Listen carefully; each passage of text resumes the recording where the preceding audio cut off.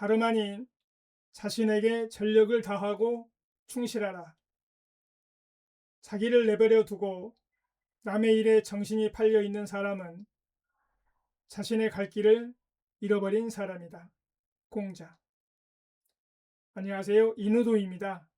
인생 후반전을 대하는 태도, 월요일은 삶에 대한 태도를 함께 나누는 날입니다. 이번 주에는 시골 의사의 부자 경제학 나온 지가 좀 된 책이죠. 함께 나누고 인사이트를 얻어보도록 하겠습니다. 오늘의 핵심 메시지는 세 가지인데요. 딱 두 가지만 기억을 했으면 좋겠습니다. 절대적인 부의 목표, 그러니까 남하고 비교하지 말고 내가 생각하는 내 부의 기준, 목표가 어딘지 정확하게 목표를 수립하자. 두 번째는 내 몸값을 높이는 것이 최고의 재테크이다 라는 것과 노후의 자금은 수익률이 아닌 비율의 개념으로 접근해야 된다. 이것은 조금 동떨어진 얘기이긴 합니다. 재테크의 세 가지 기준. 재테크란 상대적 개념이 아니라 나의 만족도를 기준으로 하는 절대적 개념이다. 남이 얼마를 가졌든 내가 만족할 수 있는 목표를 정하자. 이쯤에서 복잡한 셈 얘기를 접고 한번 정리를 해보자. 당신이 재테크를 시작하려 한다면 부자가 되는 방법을 찾기 전에 먼저 세 가지 기준을 숙지해야 한다. 첫째, 자신이 스스로 만족할 수 있는 부자의 기준을 마련해야 한다. 앞에서 부자란 더 이상 부를 확대하고 싶은 생각이 없는 사람이라고 했다. 그래서 재테크의 첫 번째 단계는 내가 더 이상 늘릴 필요가 없다고 생각하는 부의 총량이 과연 얼마인지를 먼저 생각해 보는 것이다. 제 생각입니다. 요즘에 보면은 이게 없어가지고 크게 2개니 3개니 4개니 이렇게들 표현을 하대요. 그러니까 10억, 100억, 1000억 이렇게 얘기를 하는 거죠. 그리고 처음에 생각했던 금액을 이미 달성하고 훨씬 더 넘어섰는데도 그 양에 매몰돼서 더 높은 것만 계속 쳐다보고 경주를 계속 하게 되는 거죠. 그거를 지적하고 있습니다. 계속 가보죠. 이때 재테크란 상대적 개념이 아니라 자신의 만족도를 기준으로 하는 절대적 개념임을 명심하자. 남이 얼마를 가졌든 상관없이 내가 만족할 수 있는 목표를 먼저 정하자. 그렇지 않으면 당신은 평생 돈의 노예로 살아야 할지도 모른다.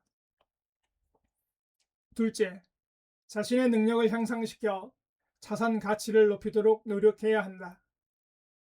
대개 사람들은 재테크라고 하면 화폐로 교환이 가능한 것들을 모으는 데만 집착한다. 그러나 자산은 통장의 예금이나 부동산 같은 고정 자산만이 아니라는 사실을 명심하자. 현재 내가 하고 있는 일의 가치와 회사의 생산성이야말로 중요한 자산 가치를 형성한다.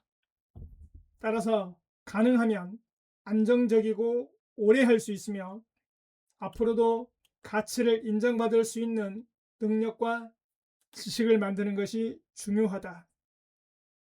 이를 통해 자신의 가치를 높여서 부자가 되는 것이 자신의 자산 가치로 낮은 상태로 재테크로 부자가 되려는 것보다 훨씬 윗길이다.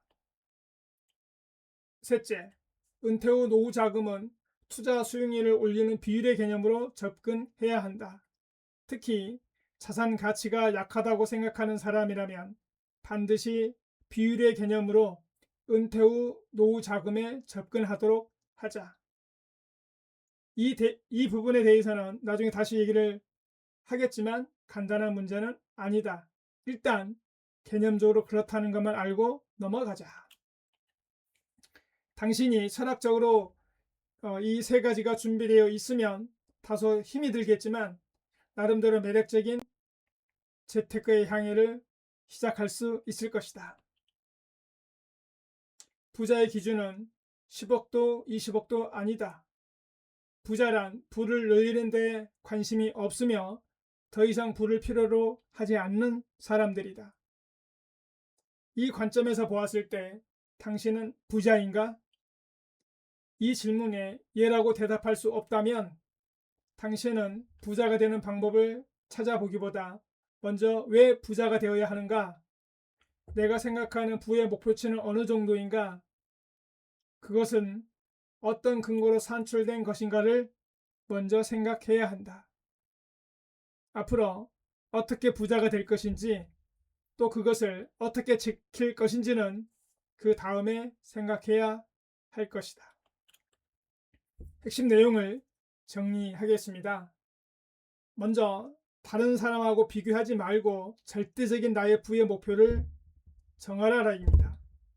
그러니까 우리가 보통 예전에는 한때 10년 안에 10억 모으기 10억 열풍이 불었었죠. 사실은 이 책이 유행하던 때는 그때였습니다. 벌써 10몇 년 전이죠. 근데 지금은 10억 갖고는 정말 어디 가서 명함도 못 내미는 시절이 되었습니다. 어쨌든 우리가 그 국민은행 부자 보고서에서도 보면 현금으로 10억 이상을 가진 사람이 전 국민의 1%가 약간 안 되죠. 그러니까 50만 명이 조금 안 된다고 보고가 되고 있어요. 그러니까 보통은 내 사는 집을 빼고 한 10억 정도 가지고 있다면 부자 대열에 올라섰다. 보통 서민들은 이렇게 생각을 하지요. 근데 실제로 부자들은 그렇지가 않다라고 하네요. 한 50억 정도는 있어야 부자라고 생각을 한다고 합니다. 그러니까 어찌됐건 다른 사람하고 비교하지 말고 내 스스로 얼마면 부자가 되겠는지 그걸 한번 꼼꼼히 계산을 해봐야 된다는 얘기입니다. 스스로 더 이상 늘릴 필요가 없다고 느끼는 부의 총량을 정하지 않으면 평생 돈의 노예로 산다.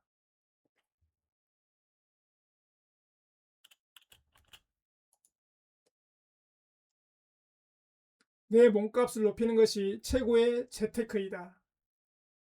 자산은 예금이나 부동산에만 있지 않습니다. 내 일의 가치와 지속 가능한 능력을 높여서 몸값을 올리는 것이 자산 가치가 낮은 상태로 재테크에 목매는 것보다 훨씬 안전하고 확실한 길이다. 이렇게 안내하고 있어요.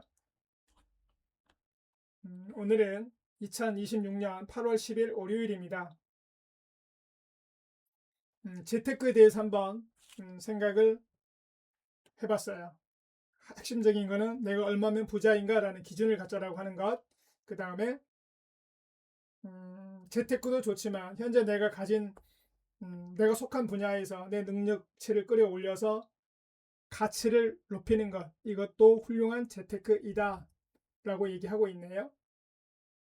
다름 아닌 자신에게 전력을 다하고 충실하라. 자기를 내버려 두고 남의 일에 정신이 팔려 있는 사람은 자신의 갈 길을 잃어버린 사람이다. 공자님 말씀으로 오늘 월요일을 마무리를 하도록 하겠습니다. 고맙습니다.